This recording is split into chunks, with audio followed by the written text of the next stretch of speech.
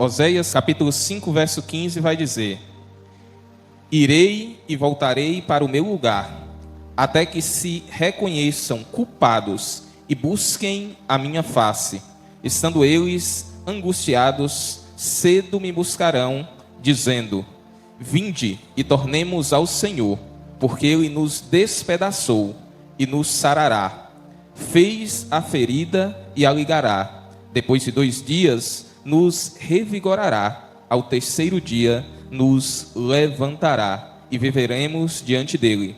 Conheçamos e prossigamos em conhecer ao Senhor.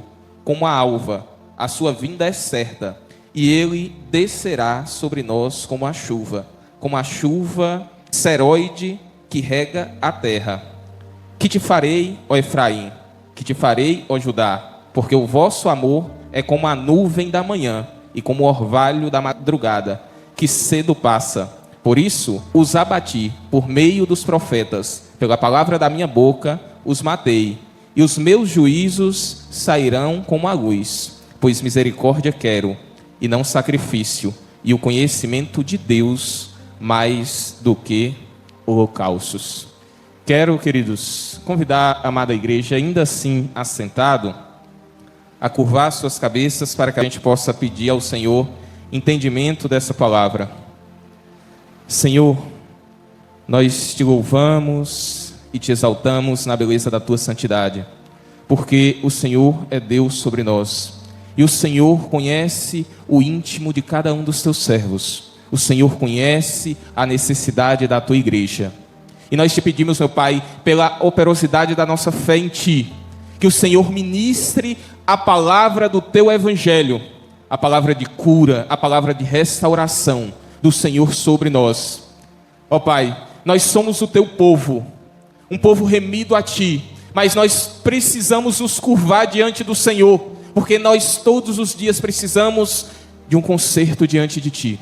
Por isso que nós te pedimos que, em nome de Jesus, que o Senhor faça conforme a tua vontade, que o Senhor faça conforme o teu querer, e que a tua igreja, ó Pai, seja direcionada pelo evangelho da graça do Senhor, ó Pai, que está na tua palavra. Em nome de Jesus, fale conosco através do teu servo. Amém.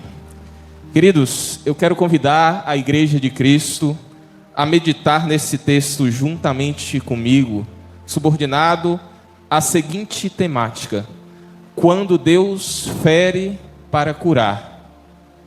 Vou falar de novo: quando Deus fere para curar.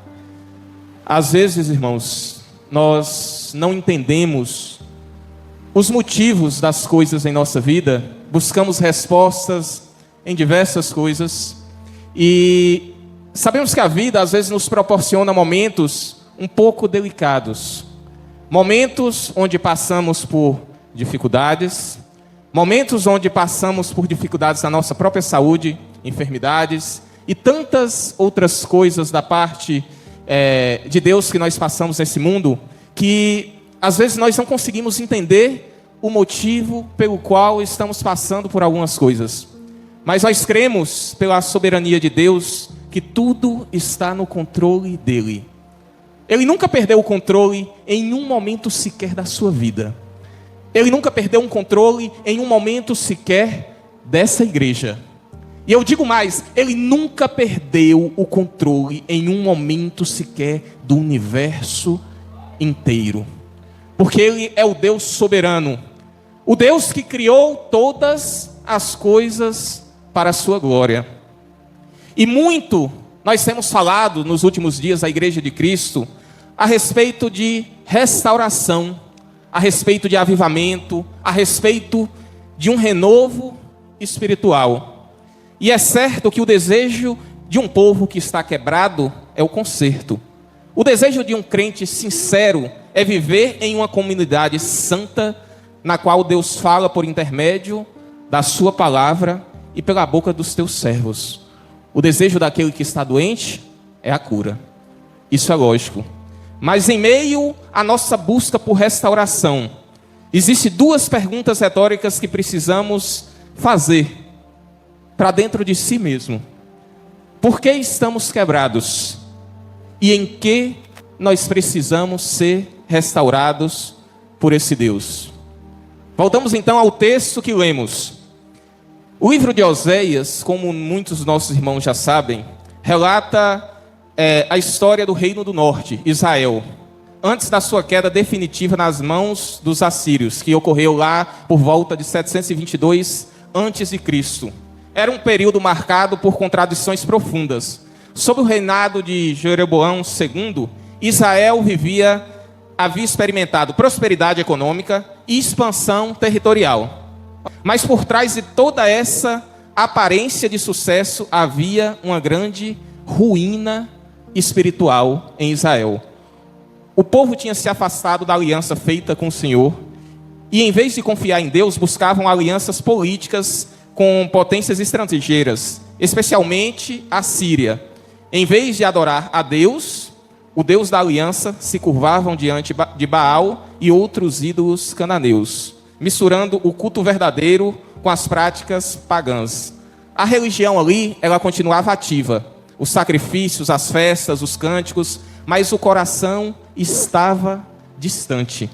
Era um povo religioso no ritual, mas infiel na sua vida. E às vezes nós olhamos para essa realidade e vimos exatamente o que a igreja brasileira passa hoje. Muitos são até fiéis em sua religião, mas o coração passa longe de Deus. Então o Senhor usa o profeta Oséias para profetizar aquele povo. E Oséias profetiza aquele povo em um período de plena prostituição espiritual. É como a Bíblia relata que o povo vivia. Vivia prostrado aos outros deuses, traindo o Deus verdadeiro, o Deus de Israel, em troca dos seus desejos.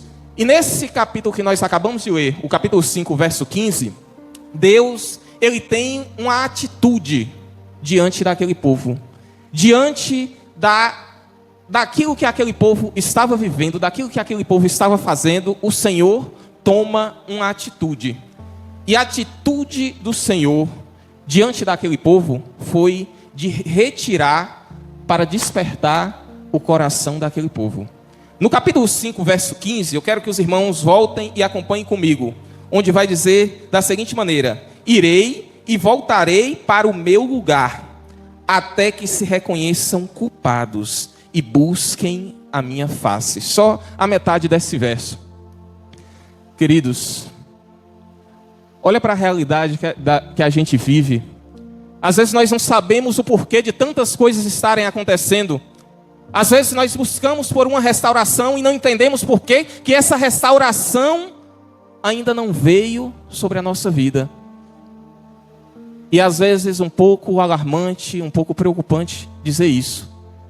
Mas talvez o motivo de todas essas coisas seja porque o Senhor se retira da nossa presença até o tempo oportuno. O Senhor, ele prefere se retirar da frente, de diante daquele povo, do que continuar com um povo que continuava em uma vida de pecado, continuava em uma vida de prostituição espiritual, um povo que não rendia graças ao Senhor, um povo que utilizava da sua vida para buscar os seus próprios desejos, esqueciam do Deus que fez todas as coisas. Então o Senhor diz que vai se retirar diante daquele povo até momento oportuno. E nós trazemos uma reflexão para a nossa vida. Às vezes nós se vemos tão longe de Deus e perguntamos o porquê do motivo dessas coisas. Ah, Senhor, mas eu estou indo para a igreja todos os dias. Ah, Senhor, mas às vezes eu estou até orando. Mas o Senhor quer saber como está a sua vida diante dEle. O Senhor quer saber se Ele é o único Deus redentor e salvador da sua vida. O Senhor não se impressiona com belas palavras, com belos louvores. O Senhor quer saber como nós estamos diante dEle. Nós estamos vivendo uma vida de restauração diante dEle. Se nós estamos vivendo uma vida verdadeiramente de um povo santo, de uma nação santa, exclusiva de Deus, como é que está sendo a nossa vida diante de Deus? Isso eu falo não com alegria, mas será mesmo, querido, que o Senhor não está olhando para a nossa vida e não está querendo se manter distante da nossa vida? tamanha a multidão de pecados que há sobre nós. Isaías capítulo 59, verso 2, o Senhor fala através de Isaías: mas as vossas iniquidades fazem separação entre vós e vosso Deus, e os vossos pecados encobrem o seu rosto de vós, para que não vos ouça. Às vezes nós não sabemos o motivo pelo qual as nossas orações, às vezes, parece que não são ouvidas, parece que não são respondidas. Mas às vezes o problema talvez não esteja no Deus que está te ouvindo, e sim na fonte dessa oração. Será mesmo que nós estamos vivendo uma vida reta diante do Senhor? E o Senhor, Ele se coloca distante desse povo e mostra três coisas. O Senhor, Ele se silencia, o Senhor, Ele se retira e deixa esse povo sentir o vazio da sua distância. E a resposta para nós, a parte boa para nós, é que se hoje você sente esse vazio, talvez seja porque o Espírito Santo de Deus já está tocando em seu coração, para voltar para Cristo o mais breve possível. E no mesmo verso, na parte B desse verso, ele vai dizer da seguinte maneira: eu irei, primeiro ele fala, e voltarei para o meu lugar, até que reconheçam a sua culpa e busquem a minha face. O Senhor espera do seu povo é o reconhecimento da sua culpa, e que eles se voltem a Ele. O primeiro passo para que a gente possa ter a presença de Deus, voltar a sentir esse desejo, voltar a sentir essa ânsia por Deus na nossa vida, o primeiro passo é que a gente possa reconhecer a nossa culpa diante de Deus, reconhecer os nossos pecados, e logo em seguida que a gente possa voltar a Ele, se voltar a Ele, pois a sua palavra diz que mesmo que vocês sejam infiéis, Ele permanece fiel, porque de maneira nenhuma Ele pode negar-se a si mesmo. A nossa fidelidade, ela não condiciona a fidelidade de Deus. Ele continua fiel. E nós louvamos a Deus por, mesmo sendo povos santos, às vezes nós pecamos, mas a fidelidade de Deus é tão grande, que Ele é misericordioso em nos perdoar. Ele é misericordioso em nos trazer de volta para Ele, e fazê-los seu povo outra vez. O verso seguinte, antes do verso primeiro, queria citar que às vezes Deus nos deixa sentir o peso das nossas escolhas, não porque nos quer destruir, mas porque sem dor não há percepção de erro. Às vezes, se nós não sentirmos a dor que o pecado gera, nós não vamos perceber que estamos errados e não vamos voltar para Ele. A disciplina tem um objetivo: produzir quebrantamento que leva ao retorno ao Senhor.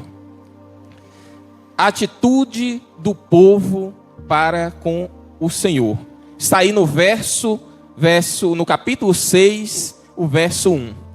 Aí diante disso, queridos, existe uma conversão do povo. Depois dessa fala do Senhor, existe uma conversão interesseira daquele povo. Acompanhem comigo o capítulo 6, o verso 1, onde diz: vinde e tornemos para o Senhor, porque Ele nos despedaçou e sarará, fez a ferida e a ligará. E às vezes nós não somos muito diferentes deste povo. Às vezes nós voltamos a Deus, não porque nós reconhecemos que Ele é soberano, não porque nós reconhecemos que nós precisamos de conserto, mas porque nós precisamos de cura. Simplesmente porque aquele povo precisava de cura, eles falaram: olha, vinde, voltemos ao Senhor. Foi Ele que nos despedaçou, e se nós voltarmos para Ele, com certeza Ele vai nos curar. Sim, o Senhor, Ele é justo. Sim, o Senhor é fiel. Mas a nossa conversão ao Senhor, a nossa vida com Deus, não pode ser baseada em interesses. A nossa vida com Deus tem que ser baseada em quem Ele é. Porque nós reconhecemos que nós somos raça eleita dele e que ele é o nosso Deus, o nosso Redentor, o nosso Salvador. Foi ele que nos livrou do lamaçal do pecado. Foi ele que nos chamou das trevas para a sua maravilhosa luz. E esse é o motivo da nossa conversão.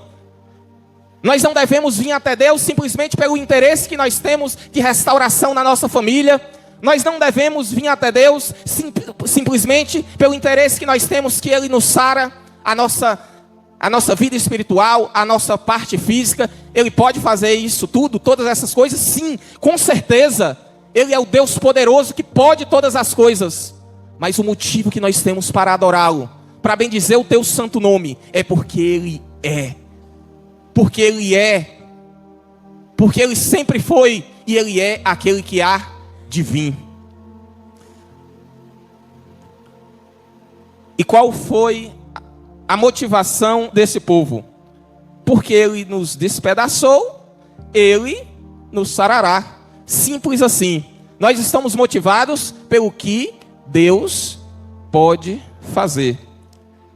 Em vez de voltarem ao Senhor por reconhecer a sua culpa e reconhecer a grandeza de Deus, o povo de Israel voltava ao Senhor pelo interesse em sua restauração.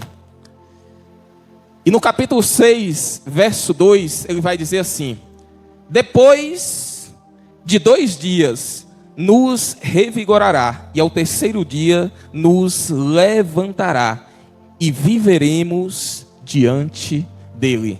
Eles olharam, pediram a Deus, sabiam que Deus é longânimo, Deus é benigno, Deus pode fazer. E agora esse povo, ele estava pedindo a restauração no tempo dele.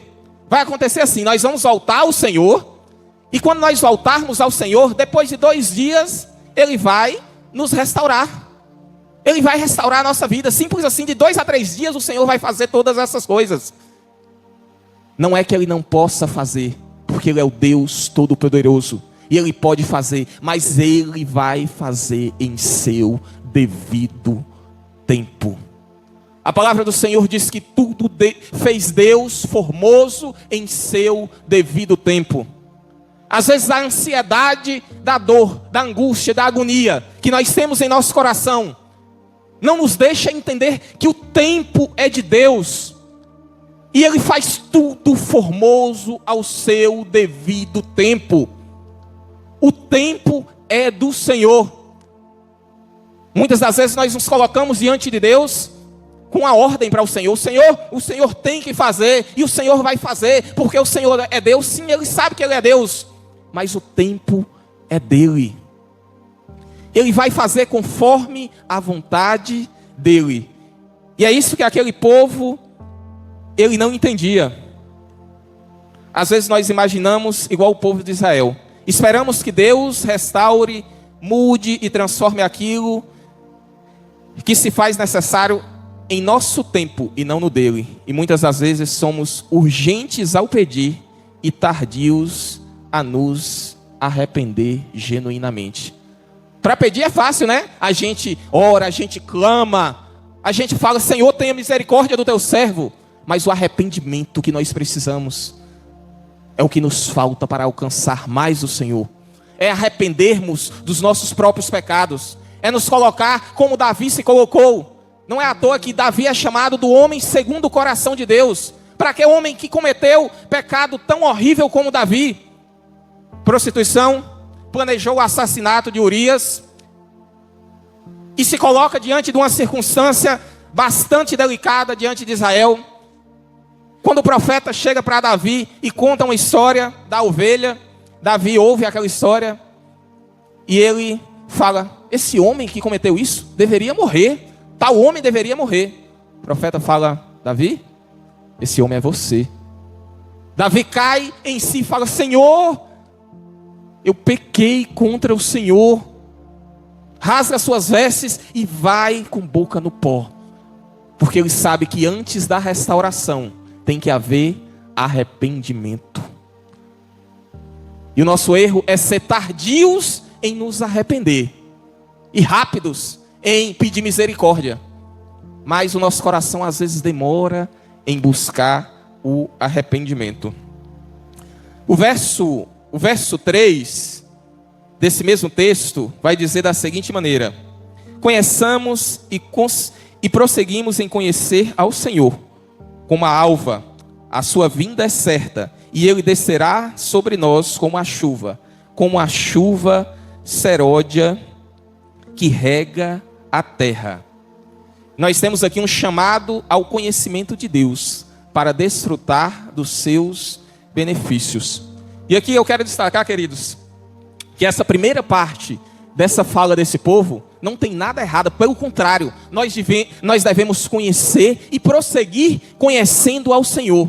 É isso que nos revigora o nosso homem interior, é isso que nos dá conhecimento, é isso que é um dos meios de graça para que o Senhor nos alcance, é conhecer a Ele.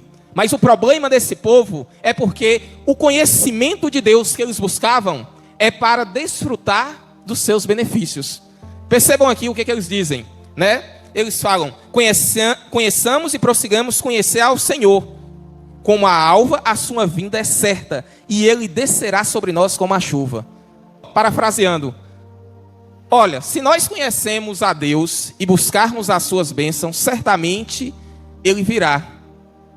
Como vem o alvorecer todos os dias, e como a chuva Ele descerá sobre nós. Se a gente se colocar em conhecer ao Senhor, as bênçãos do Senhor vai recair sobre nós. É certo que se nós conhecemos ao Senhor, o Senhor vai fazer todas essas coisas. Mas a motivação daquele povo eram os benefícios, conquistar esses benefícios da parte de Deus. Isso nos ensina que o conhecimento do Senhor não pode ser superficial, interesseiro ou meramente intelectual. Ele deve ter constância, perseverança e crescimento espiritual. E qual foi a resposta de Deus para com o seu povo?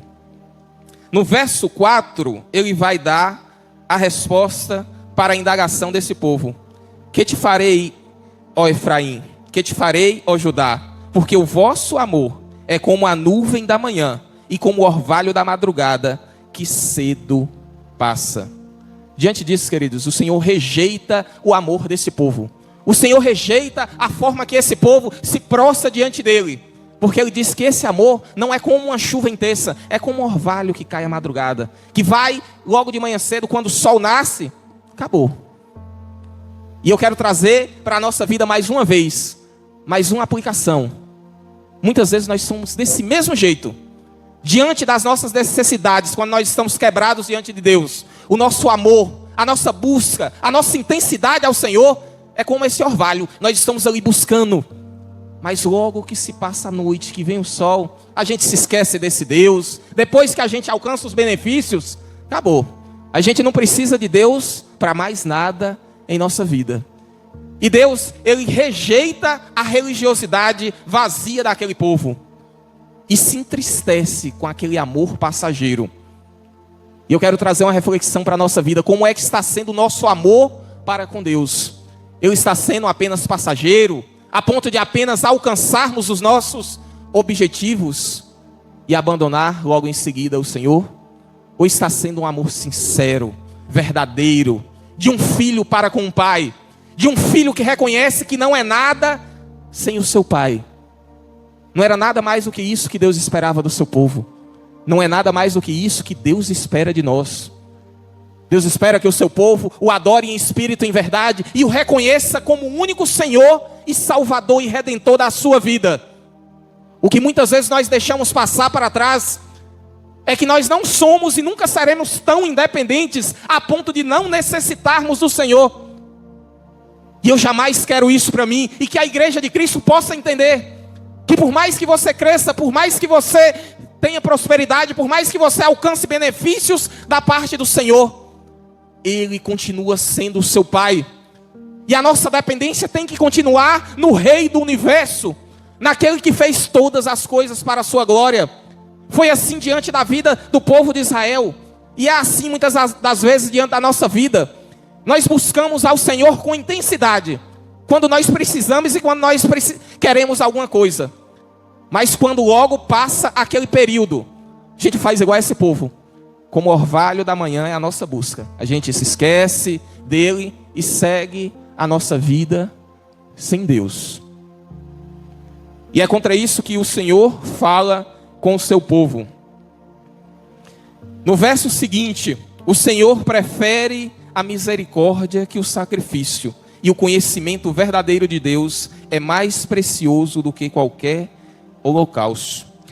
No verso 6 ele vai dizer: pois misericórdia quero e não sacrifício, e o conhecimento de Deus mais do que holocausto.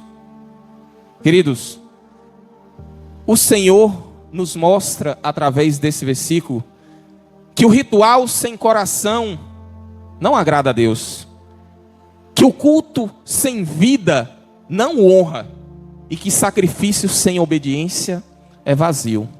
Você pode fazer todas essas coisas, como o apóstolo Paulo vai dizer na sua carta aos Coríntios, né? Que ele poderia entregar o seu corpo para ser queimado, ele poderia falar línguas como de anjos, se não houvesse amor, nada seria. E diante disso, se não houver o amor verdadeiro por Deus, não vale de nada. Nada que você faça, por mais que você cante, por mais que você pregue, por mais que você venha à igreja todos os dias, por mais que você ofereça a melhor oferta, nada disso vai valer a pena se o seu coração não estiver contrito e aquebrantado, se o conhecimento do Senhor não for a âncora da sua vida. Nada disso vai valer a pena. Ele deseja misericórdia, relacionamento real, coração quebrantado, vida transformada. Não basta levantar a mão, cantar, ofertar, pregar, frequentar a igreja, se o coração não estiver voltado para Deus. Simplesmente não haverá cura, se o nosso coração não estiver totalmente voltado para Ele. E desse texto eu quero tirar algumas aplicações para a nossa vida. Deus às vezes nos despedaça para quebrar o nosso orgulho. Às vezes vai ser necessário Deus fazer exatamente isso, nos despedaçar, para tirar a soberba do nosso coração, para quebrar o nosso orgulho e nos fazer voltar para Ele. Ele permite crises para nos trazer de volta. Muitas das vezes nós vamos passar por circunstâncias muito dolorosas, mas com propósito de Deus. A dor pode ser um instrumento de graça de Deus na nossa vida. A volta verdadeira envolve confissão e abandono do pecado. Religiosidade não substitui arrependimento na nossa vida. E a outra aplicação: Deus prefere um coração quebrantado do que sacrifícios vazios. Talvez alguém que está aqui hoje esteja frio espiritualmente, esteja longe, por mais que esteja aqui na igreja. Talvez aqui exista alguém que esteja vivendo de uma aparente piedade, de uma vida cristã só por aparência, mas com a vida completamente longe de Deus. Talvez esteja alguém aqui hoje que esteja sendo confrontado pela disciplina divina da parte do Senhor. Mas a palavra que o Senhor deixa para nós essa noite é: vinde e tornemos ao Senhor outra vez. Voltemos ao Senhor. Que nosso coração não se canse disso. Por mais pecadores que nós somos, queridos, que nós possamos voltar ao Senhor. Eu me lembro agora de um fato que aconteceu, esqueço o nome dos dois domadores, me falhou a memória agora. Mas 2 domadores que trabalhavam em um circo, tinham um tigre, que eles trabalhavam com aquele tigre, e um deles, no meio de uma apresentação, que eles já tinham feito diversas vezes com aquele tigre, muitas das vezes, acontece algo trágico na história daquele homem. Ele estava fazendo aquela apresentação com aquele tigre, e aquele tigre, ele pega pela sua mão, ele morde a sua mão e o puxa e o arrasta daquele lugar que estava repleto de pessoas. O povo desesperado não entendia o porquê que aquele tigre fez aquilo, porque era costume do povo e era costume deles fazer esse quadro com esse tigre. Mas eles não entendiam O tigre tinha percebido naquele homem, que ele conhecia tão bem, que tinha algo de errado com ele, que ele estava passando, naquele momento, por um AVC. O tigre, ele percebe que havia algo de errado, e ele puxa aquele homem do meio daquela multidão, e ao morder aquele homem, ele fere o braço daquele homem, sangra, mas quando sangra, o sangue, ele pulsa, sai das veias, e de certa forma, ajuda aquele homem a controlar aquela pressão daquele sangue. E no ferimento que aquele tigre faz àquele homem, ele proporciona a salvação da vida dele naquele momento, a salvação que ele continuasse vivo. E eu quero concluir dizendo que às vezes a gente não vai entender porque Deus vai nos ferir, mas com certeza vai ser para a nossa salvação. Tudo que ele faz é com propósito. Às vezes nós nos sentimos feridos por Deus, mas ele permite certas coisas para que lá na frente nós possamos glorificar a Ele, nós possamos exaltar o seu santo nome. A verdade é que antes de cobrarmos qualquer tipo de restauração da parte de Deus, precisamos nos perguntar qual foi o motivo que nos levou a sermos despedaçados por Ele. O Deus que despedaça o seu povo não o faz por prazer na tortura, mas pelo desejo de tê-lo de volta para si. E nada disso acontecerá em nossas vidas antes que reconheçamos a nossa culpa diante dele e busquemos incessantemente a sua face. Então nós precisamos reconhecer a nossa culpa diante de Deus, buscar a sua face. Só assim ele nos restaurará outra vez. E que o Senhor possa abençoar a sua igreja e dar maior entendimento para que nós possamos viver a sua palavra, para que nós possamos viver para a sua glória. Deus abençoe a igreja de Cristo essa noite.